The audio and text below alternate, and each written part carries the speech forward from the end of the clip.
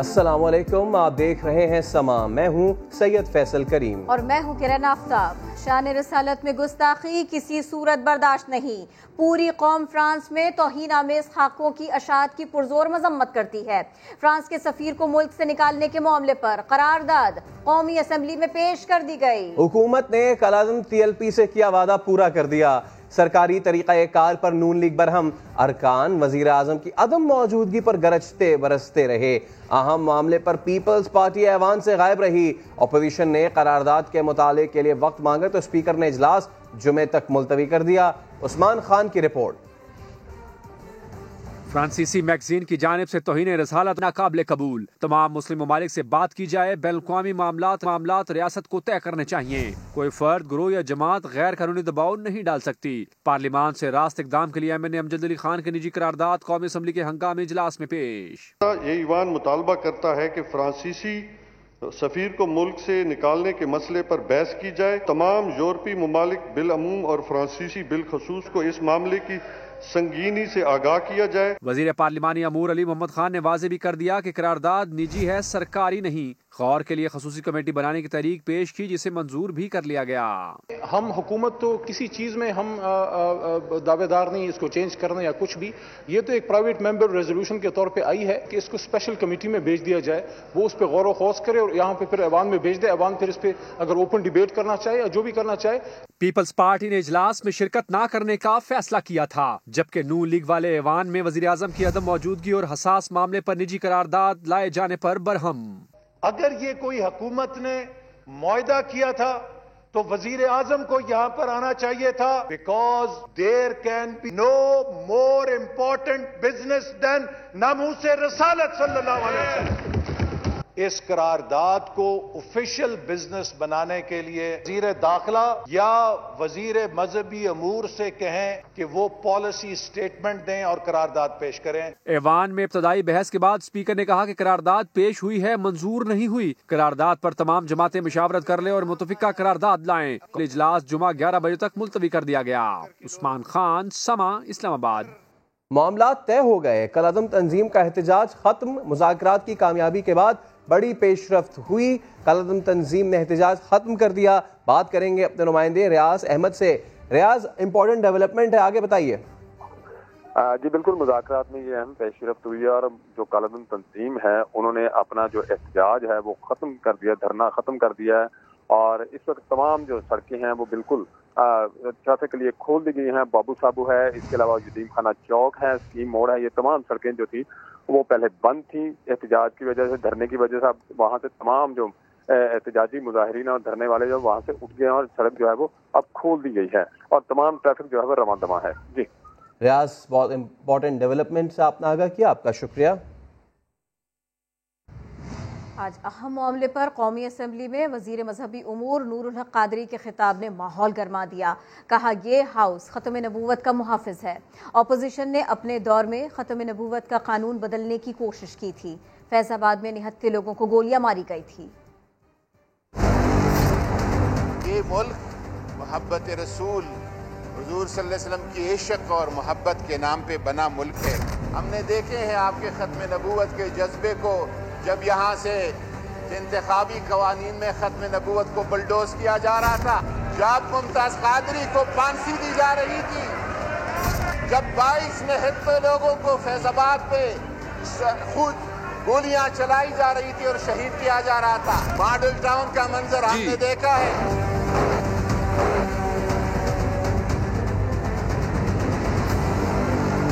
इमरान खान है जो मदीना शरीफ में नंगे पैर कोई और नहीं चलाए, सिर्फ इमरान खान चलाए।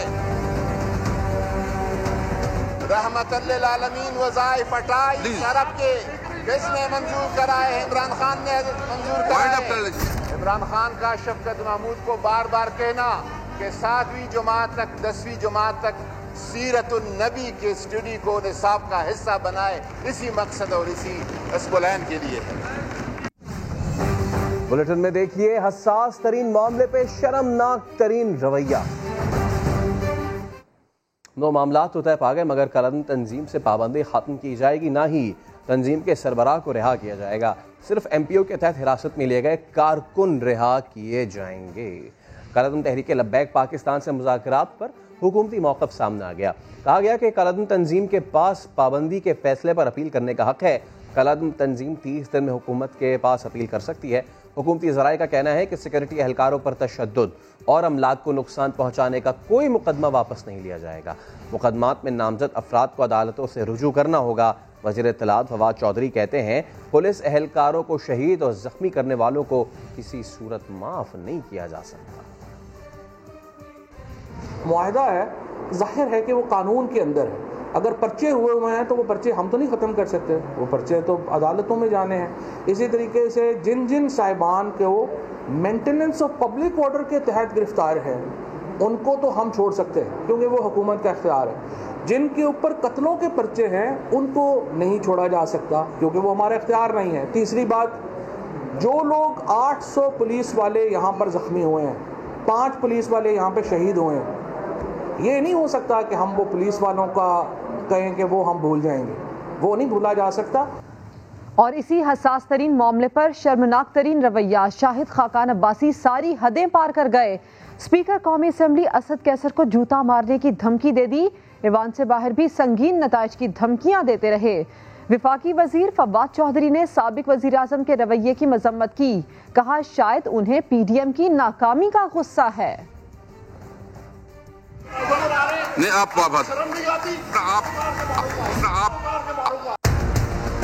शाहिद खाकान अब्बासी सारी हदें पार कर गए। साबिक वजीर आजम की कौमी असम्बली के स्पीकर असद कैसर को धमकी। आप बात कर रहे हो? नहीं, आप अपना लैंग्वेज का आप हमेशा जो इस तरह बिहेव करते हैं, आप आपको भी मैं वो काम करूंगा, आप अपने हाथ में रहें। ऐवान से बाहर निकलकर भी शाहिद खाकान का गुस्सा कम न हुआ। अगर बात करने की इजाजत नहीं होगी तो जूता मैं मारूंगा, ये मेरा वादा है। साबिक वजीर आजम है सर, साबिक वजीर आजम नहीं, मेरा हक है यार इस असेंबली में बोलना, मुझे हक नहीं ले सकता, फिर मैं हक लूंगा, छीन के लूंगा। असेंबली से बाहर निकलकर तो उन्होंने मजीद संगीन नताइज की धमकी दे डाली। अगर स्पीकर साहब हाउस का एहतराम नहीं कर पाएंगे, वो अपोजिशन का एहतराम नहीं कर पाएंगे, फिर वही होगा जो आज होगा, बल्कि इससे भी बदतर होगा। वफाकी वजीर फवाद चौधरी ने शाहिद खाकान के रवैये की मुजम्मत की। हमारी बदकिस्मती है कि शाहिद खाकान अब्बासी साहब जैसे लोग भी इस मुल्क में वजीर आजम तक रह चुके हैं, और फिर उधर से भी तो जाहिर है किसी ने आपको जूता ऐसे तो नहीं मारने देना ना, आप एक मारेंगे उधर से 100 जूते आएंगे। फवाद चौधरी का कहना था कि शाहिद खाकान को शायद PDM की नाकामी का गुस्सा है। ये कोई पहला मौका नहीं। साबिक वजीर आजम शाहिद खाकान अब्बासी माजी में मारने को दौड़ चुके हैं, बल्कि मारा भी है। मैं मैदान में खड़ा हूँ, आ जाओ। इमरान खान और उनके टोले में हिम्मत है, इसी पहाड़ी पर हम खड़े हैं, तशरीफ ले आओ। अब भी देंगे तुम में कितनी हिम्मत है, किसमें हिम्मत है, यहाँ पर आ जाए, कैमरे के सामने आ जाए। मैं पीछे हटने वाला आदमी नहीं, इन पहाड़ों में रहने वाला हूँ, हम हाजिर हैं, आ जाओ आ जाओ, मैदान हाजिर है, कोई यहाँ पर आ जाए, अभी आ जाए, अभी आ जाए। एम्बुलेंस में ना गया मेरा नाम बोलो, हम इनसे नहीं डरते। बदमाशी जो करेगा बदमाशी करूंगा, एक गाली देगा 10 दूंगा। आज पार्लियामान की तारीख का सियाह तरीन दिन था। करारदाद एक आम रुकन ने पेश की। जिन वज़रा ने जाकर मुआहिदे किए वो करारदाद क्यों ना लेकर आए। नून लीगी रहनुमा शाहिद खाकान अब्बासी की हुकूमत पर तनकीद। असेंबली के बाहर मीडिया से गुफ्तगू में कहा, क्या वजीर आजम में इतनी हिम्मत नहीं कि वो पार्लियामान में आकर पॉलिसी का दिफा कर सकें। आज मुल्क की पार्लिमानी तारीख में सियाह दिन था। एक आम MNA ने करारदाद पेश की जिसका मतन अपोजिशन को नहीं दिखाया गया। वो मामला है जो हर मुसलमान के दिल के करीब तरीन है। अगर उस पर भी असेंबली में बात ना हो सके तो फिर इस असेंबली को चलने का हक हासिल नहीं है। एक वजीर ने कहा कि ये करारदाद जो है इसमें तब्दीली नहीं हो सकती कि हमने वायदा कर लिया है। अगर वुज़रा ने वायदा किया है तो फिर वुज़रा क्यों इस करारदाद को पेश नहीं करती। 2 दिन पहले यही काबीना कलअदम करार देती, आज उसी काबीना के वजीर जाके मुआहदे करते हैं, मुज़ाकरात करते हैं और मुआहदे करते हैं। उनमें इतनी हिम्मत नहीं होती ना वज़ीर-ए-आज़म में ना उसके वजीरों में कि आके उन मुआहदों का दिफा कर सके पार्लियामान में। क्या आपने कोई सौदा किया है? क्या आपने ऐसी बातें की हैं जो आप पूरी नहीं कर सकते? अगर इसमें हिम्मत है, मुल्क का वज़ीर-ए-आज़म है, हाउस में आकर अपनी बयान की हुई पॉलिसी का दिफा करे, हम उसको चैलेंज करते हैं। तमाम मायदे पार्लियामान के सामने लाए जाएं, एक गैर जानिबदार इन्वेस्टिगेशन हो, क्यों इस मुल्क के अंदर लोग शहीद हुए, कौन जिम्मेदार है, कौन फैसले करने वाला था। तिजोरियां भरी, अब रेफरेंस भुगतो। रियासत के अंदर रियासत बनाने की इजाजत नहीं दी जा सकती। वज़ीर आला पंजाब की मुअव्विन ख़ुसूसी फिरदौस आशिक अवान ने वाज़े कर दिया कि जो कानून हाथ में लेगा उसके खिलाफ एक्शन होगा। बोली मुआहदे के शिकों के बारे में उन्हें इल्म है, लेकिन ऐलान करना उनका इस्तेहकाक नहीं। दोनों जानब जो नुकसान हुआ, वो पुलिस हो या हमारे वो बेटे भाई, उनके साथ भी हमें हमदर्दी है। लेकिन जो कानून हाथ में लेगा तो कानून उसके सामने फिर बेबस नहीं हो सकता। रियासत के अंदर कोई नई रियासत जो है उसको आईनी नुकात को डिक्टेट करने की कोई रियासत इजाज़त नहीं देती है। मुज़ाकरात जो है वो कामयाबी से पाया तकमील तक पहुँचे हैं। हुकूमत पंजाब को वफाकी हुकूमत की जो उस मुआहदे के साथ जुड़े सेगमेंट्स और कंपोनेंट्स मसूल होंगे, हम उसकी अमलदारी को यकीनी बनाएंगे। मुआहदे की शिकें जो हैं वो मेरे इल्म में है, लेकिन मेरे उसको अनाउंस करना मेरा इस्तेहकाक नहीं है। आगे बढ़ते हैं। शहर कायद के बागात उजाड़ने के इल्जाम में लियाकत कायम खानी के खिलाफ रेफरेंस समाअत के लिए मंजूर कर लिया गया। नैब ने एहतसाब अदालत को बताया कि साबिक डीजी पार्क्स लियाकत कायम खानी के पास करोड़ों रुपए आमदन की कोई वजाहत मौजूद नहीं है। सुहेल रशीद रिपोर्ट करेंगे। साबिक डीजी पार्क्स कराची के घर सोने से भरी तिजोरियां, चमचमाती लग्जरी गाड़ियां और खजाना कहां से आया। नैब रावलपिंडी के दायर करदा रेफरेंस पर अब इस्लामाबाद की एहतसाब अदालत में बाकायदा समाअत होगी। जज असगर अली ने लियाकत कायम खानी को 29 अप्रैल के लिए नोटिस भी जारी कर दिया। नैब रेफरेंस की कापी समा को मौसूल। एहतसाब ब्यूरो के मुताबिक लियाकत कायम खानी 1977 में बतौर असिस्टेंट डायरेक्टर भर्ती हुए। दौरान मुलाजमत 5 मुख्तलिफ सोसाइटियों में जायदाद खरीदी। 24 प्लाट्स, 4 फ्लैट्स और 5 कीमती गाड़ियाँ लियाकत कायम खानी की अहलिया, बेटी और दामाद के नाम पर हैं। नैब का कहना है लियाकत कायम खानी की तनख्वाह और ज़रूरी आमदन मजमूई तौर पर 1.5 करोड़ बनती है। छापे के दौरान घर से निकलने वाले सोने की मालियत ही 1.25 करोड़ है। 11 लाख का असला, 23 लाख नकद और 30 लाख रुपए के सेविंग सर्टिफिकेट भी बरामद हुए। नैब के मुताबिक दौरान तफ्तीश लियाकत कायम खानी कुल 17 करोड़ रुपए की कोई वजाहत न दे सके। सुहेल रशीद, समा, इस्लामाबाद। एहतसाब अदालत ने जाली अकाउंट स्कैंडल के मुल्ज़िम मंजूर कादिर काका और अली जफर कादरी के इश्तिहार जारी कर दिए। अदालत ने मुसलसल गैर हाजिरी पर साबिक DG Sindh building control authority Manzoor Qadir काका और अली जफर कादरी के इश्तिहार जारी किए। दोनों मुल्जिमान के नाकाबिल जमानत वारंट पहले ही जारी हो चुके। अदालत ने मुल्जिम सलमान अहमद की मुस्तकिल इस्तिस्ना की दरख्वास्त मुस्तरद कर दी। जैन मलिक की बैरून मुल्क से वीडियो लिंक पर हाजिरी से मुताल्लिक नैब से रिपोर्ट भी तलब कर ली गई। जस्टिस काजी फायज ईसा नजरसानी केस में सरीना ईसा और फायज ईसा के दलाइल मुकम्मल हो गए। जस्टिस उमर अता बंदयाल ने दरखास्त गुजार जज से कहा, आपका वाहिद दिफा तो ये कहने में ही था कि असासों से आपका कोई ताल्लुक नहीं। अदालत ने यह भी बता दिया कि लंदन जायदादों और अहलिया के अकाउंट से मुतालिक 3 सवालों के जवाब दे दें, केस खत्म हो जाएगा। जुल्करनैन इकबाल की रिपोर्ट।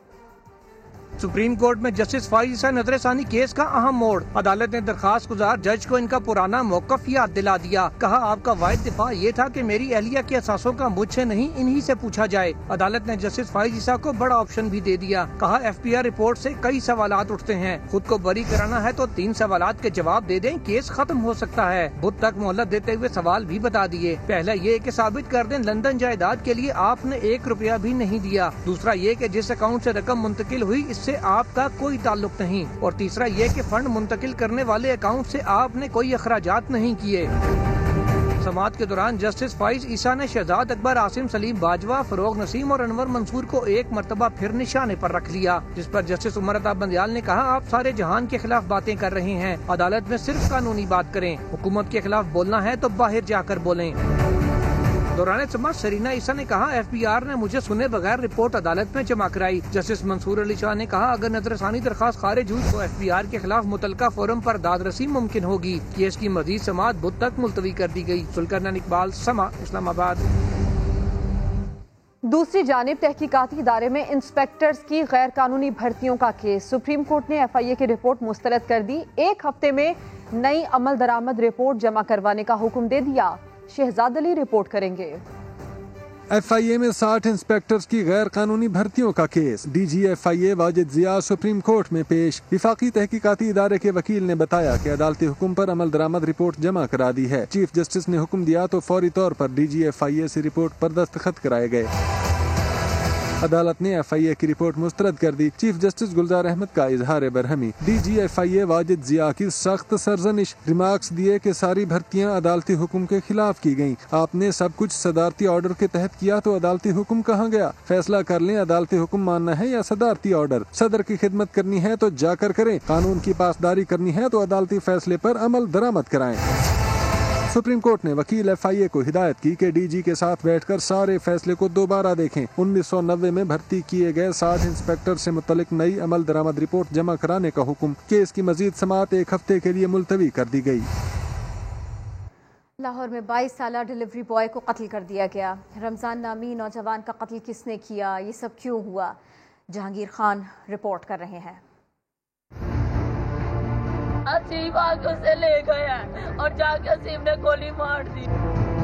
बचपन की दोस्ती अदावत में कैसे बदल गई कि दोस्त ने रमजान के मुबारक महीने में रमजान को कत्ल कर दिया।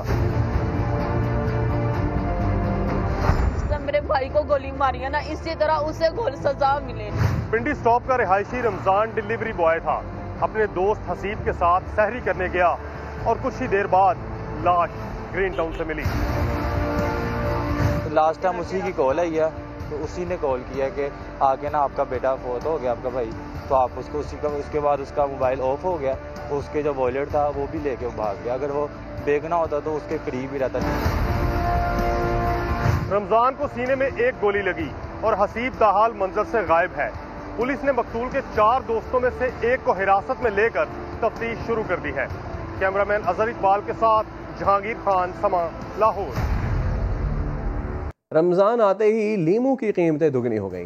काश्तकार 100 रुपए फी किलो के हिसाब से बेचता है, लेकिन आवाम तक पहुंचते पहुंचते कीमत 500 रुपए हो जाती है।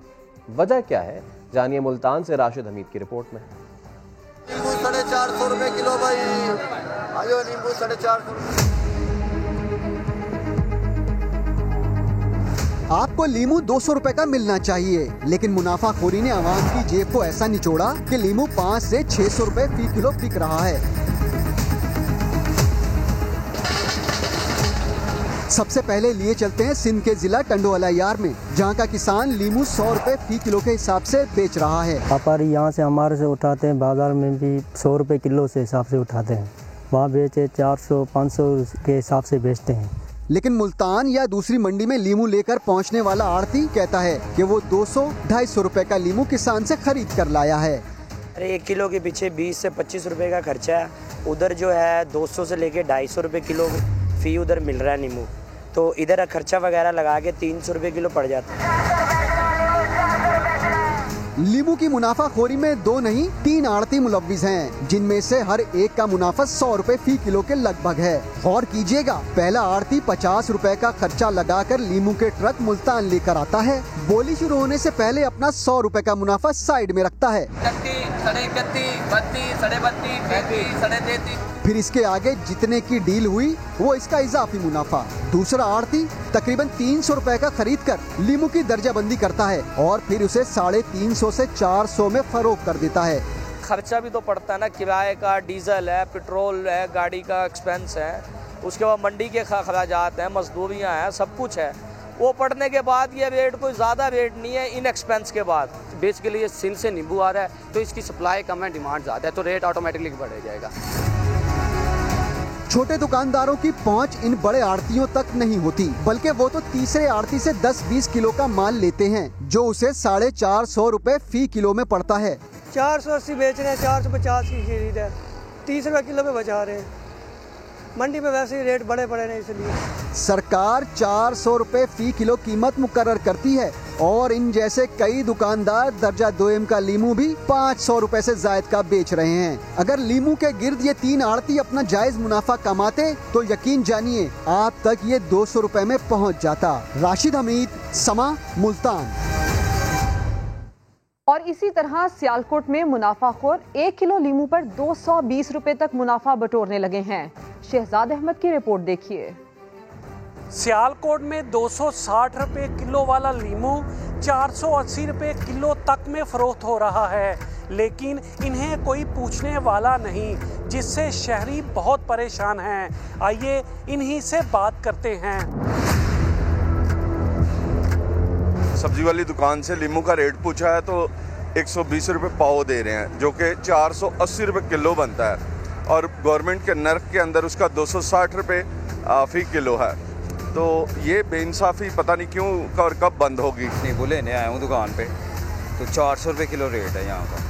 मंडी में जो रेट है, जो शीट रेट है गवर्नमेंट का, वो 260 रुपये है। अवाम क्या करेगी, गवर्नमेंट कुछ नहीं कर रही।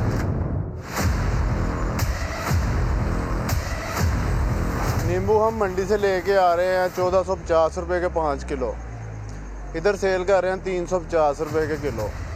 वो रीज़न ये है कि इधर कस्टमर जो लेके जाता है वो छांट के लेके जाता है, बाकी कचरा बच जाता है हमारे पास, वो नहीं बिकता, वो हमारा खुद से पचड़ते हैं। जो चाइनीज़ नींबू है ना वो हम 240 रुपये में सेल कर रहे हैं किलो के हिसाब से, और जो देसी नींबू है ना वो हमें 350 रुपये मंडी से मिल रहा है, और हम दुकानों पे 400 रुपये में सेल कर रहे हैं, इससे कम में नहीं दे सकते। मुनाफाखोर अल्लाह से डरने की बजाय इस कैमरे से ज़्यादा डरते हैं और रेट कम बताते हैं, जबकि बगैर कैमरा ज़्यादा। शहरियों का कहना है कि अगर मुनाफाखोर अल्लाह से डरें तो इनकी दुनिया और आखिरत दोनों ही संवर जाए। कैमरामैन आजिक के साथ शहजाद अहमद, समा, सियालकोट। हुजूर ने फरमाया जिसने एक हराम का लुकमा भी अपने हलक से उतार लिया, 40 दिन तक ना उसकी कोई नमाज कबूल होनी है और ना ही उसकी कोई इबादत कबूल होनी है। तो बेहतर यह है कि हम चंद टकों की खातिर अल्लाह और उसके रसूल की नाराज़गी न लें, बल्कि लोगों के लिए आसानियाँ पैदा करें। वफाकी काबीना ने अशिया खुरनोश की तलब, रसद, इसके रिकॉर्ड के लिए डेटाबेस के क़याम की मंजूरी दे दी। वज़ीर आज़म की ज़ेर सदारत इजलास में ज़रूरत की चीज़ों की कीमतें बरकरार रखने और ज़ख़ीरा अंदोज़ी रोकने के लिए सेंट्रलाइज्ड डेटाबेस सिस्टम के क़याम की मंजूरी दे दी गई। पैदावार, तलब, रसद और कीमतों की निगरानी रियल टाइम में की जा सकेगी। काबीना ने फेडरल मेडिकल टीचिंग ऑर्डिनेंस के तहत बोर्ड ऑफ गवर्नर्स की तैनाती की मंजूरी भी दी। करतारपुर राहदारी मंसूबे को पेपरा रूल से इस्तिस्ना देने की समरी मौखर कर दी गई। अक़वाम मुत्तहिदा की आर्मर्ड गाड़ियों को कराची से काबुल ले जाने की इजाज़त भी दे दी गई। कराची में कौमी असम्बली के हल्का NA 249 पर ज़िमनी इलेक्शन में बस 8 दिन रह गए। समा के नुमाइंदे मोहम्मद अली हफीज ने आवाम की राय जानना चाहिए तो शहरी पहले ही हुकूमत करने वालों से खासे नारा दिखाई दिए। पाकिस्तान पीपल्स पार्टी की 13 बरसों से सिंध में हुकूमत है, जबकि 4 वर्ष MKM का मेयर भी रहा। हल्के 249 के अवाम से बात करते हैं कि इन दोनों जमातों के उम्मीदवारों को वो किस तरह देखते हैं और क्या इनकी कारकर्दगी से मुतमईन है या नहीं। आइए बात करते हैं। 13 वर्ष से पाकिस्तान पीपल्स पार्टी हुकूमत सिंध में, पीपल्स पार्टी को वोट देंगे, MKM को वोट देंगे? पीपल्स पार्टी को कभी नहीं, इस दफा नहीं। MKM को किसी को नहीं देना इस दफा, कोई काम करने वाला आता नहीं। ये हाल है, देखो कोई काम नहीं करवाया हमारे लिए, न पानी का काम करवाया, न MKM ने करवाया, न पीपल्स पार्टी ने करवाया। किसी ने नहीं किया, न पीपल्स पार्टी ने किया, न किसी और नहीं किया, ना कोई होता था तो नजर आता था। चीज को भी नहीं देगा। ये हालात है, हमारा गैस नहीं है, पानी नहीं है, रोड खराब है, सब टुकड़ा टुकड़ा पड़ा हुआ है। जो भी आता है वोट लेके जाता है, फिर काम नहीं करता है। कोई काम हुआ है सिंध हुकूमत ने? कोई काम करवाया इधर पीपल्स पार्टी ने? नहीं, अब तक तो कोई काम नहीं करवाया। में कोई काम हुए? हाँ हुए ना। क्या काम हुए? घर बने, इनकी प्रॉपर्टियाँ बनी हैं, बाकी तो कोई नज़र आपको नज़र भी नहीं आएगा यहाँ कुछ बना है। पिछले 10-15 साल से कोई काबिल जिक्र काम यहाँ पे नहीं हुआ। दोनों सेम ही रहे ना, दोनों एमकेएम ने कुछ किया ना पीपल पार्टी ने कुछ किया। कुछ भी नहीं करवाया इन लोगों ने, सिवाय माल बनाने के अलावा कुछ भी नहीं किया इन लोगों ने। फैसल बावड़ा साहब आए थे, वो 2.5 साल रहे, कुछ भी नहीं करवाया और ज़्यादा रिस्पॉन्सिबिलिटी हुकूमत की सोसाइटी की है, उन्होंने बिल्कुल नहीं देखा। वसीम अख्तर तो बड़े दावे कर रहे हैं, उन्होंने बल्दियाँ बड़ा काम करवाया। उधर तो सर देखा ही नहीं है, उन्होंने मुड़ के ही नहीं देखा, पीछे आया ही नहीं है कोई काम नहीं करवाया। वोट भी दिए इनको लेके, इनको सपोर्ट भी किए एमकेएम को। ये सिर्फ इलेक्शन में नज़र आ रहे हैं सारे, उसके बाद कोई भी नज़र नहीं आएगा। 6 बार MNA मुंतखब हुए एमक्यूएम के और 6 बार MPA मुंतखब हुए एमक्यूएम के, अभी तक कोई काम उनका हमें नज़र नहीं आया। बल्दिया टाउन के अवाम पीपल्स पार्टी और एमकेएम से नारा दिखाई देते हैं। उनका कहना है कि काम करने वाले उम्मीदवार को आइंदा ज़िमनी इंतखाब में वोट डालेंगे। कैमरामैन इम्तियाज़ अली के साथ मोहम्मद अली हफीज, समा, कराची। कल-ए-आज़म तंजीम की जानिब से एहतजाज ख़त्म करने और सड़क खाली कर देने के बाद ट्रैफिक बहाल हो चुकी है। चौक यतीम खाना, बाबू साबू स्कीम मोड़ पर गाड़ियाँ रवा दवा हैं। अब्बास नकवी वहीं मौजूद है, उनसे ताज़ा सूरत हाल जानेंगे। जी अब्बास। जी इस वक्त मैं उस जगह पर मौजूद हूँ जहाँ पर तकरीबन 4 से 5 रोज़ हो चुके थे और एहतजाज जो है जारी था। एहतजाज जो है वो अब ख़त्म कर दिया गया है, ट्रैफिक बहाल कर दी गई है। आपको मेरे कैमरा में जवाब दिया गया, सब दिखा सकते हैं कि ये जो साइड है ये एहतजाज वाली जगह है जहाँ पर एहतजाज था। और अगर मैं अपने बैक साइड की बात करूँ तो इस वक्त ट्रैफिक जो है यहाँ से रवा दवा हो गई है। ये लाहौर का बड़ा मशहूर चौक है स्कीम मोड़, और वहाँ से जो है आपको मेरे कैमरा में दिखा सकते हैं कि यहाँ ट्रैफिक अब चल रही है। जबकि अगर हम दूसरी साइड की बात करें तो ये जो साइड है ये चौक यतीम खाना है जो तकरीबन 4 से 5 रोज़ था मुकम्मल तौर पे एहतजाज की वजह से बंद था, लेकिन अब जो है ट्रैफिक रवा दवा दोनों रोड पर हो चुकी है, मुकम्मल तौर पे ट्रैफिक चल रही है और एहतजाज यहाँ से जो है मुकम्मल तौर पे ख़त्म हो चुका है। जी बहुत शुक्रिया, आप अपडेट कर रहे थे। इस्लामाबाद में साबिक चेयरमैन पैमरा अफसार आलम पर कातिलाना हमला हुआ। उन पर चलाई गई गोली पेट में लगी। फौरी तौर पर उन्हें अस्पताल मुंतकिल किया गया। अफसार आलम की तबीयत अब खतरे से बाहर है। वज़ीर दाखिला शेख रशीद ने IG इस्लामाबाद को मुलजिम की गिरफ्तारी का हुक्म दे दिया है। Association of electronic media editors and news directors ने भी अफसार आलम पर इस हमले की मजम्मत की है। नूरुल अमीन दानिश रिपोर्ट कर रहे हैं। इस्लामाबाद में साबिक चेयरमैन पैमरा अफसार आलम पर कातलाना हमला। अफसार आलम गोली लगने से जख्मी हो गए। हमले के वक्त अफसार आलम F11 में चहलकदमी कर रहे थे। नामालूम शख्स फायरिंग करके फरार हो गया। अस्पताल मुंतकिली के दौरान अफसार आलम ने बड़े हौसले से खुद तफसीलात बताई। मेरे पेट में पसीने लगी। ये मेरा पैगाम है उन लोगों को जिन्होंने मुझे गोली लगाई है। मैं हौसला छोड़ने वाला नहीं और ना ही मैं इन चीज़ों से डरने वाला हूँ। वफाकी वजीर दाखिला शेख रशीद अहमद ने वाक़े का नोटिस ले लिया। IG इस्लामाबाद को फोन करके फायरिंग में मुलव्विस शख्स को जल्द अज जल्द गिरफ्तार करने की हिदायत। शेख रशीद का कहना था कि मुल्जिमान कानून से बच नहीं सकेंगे, बहुत जल्द कानून की गिरफ्त में होंगे। एक ब्रेक के बाद हाजिर होंगे हेडलाइंस के साथ। देखते रहिए समा।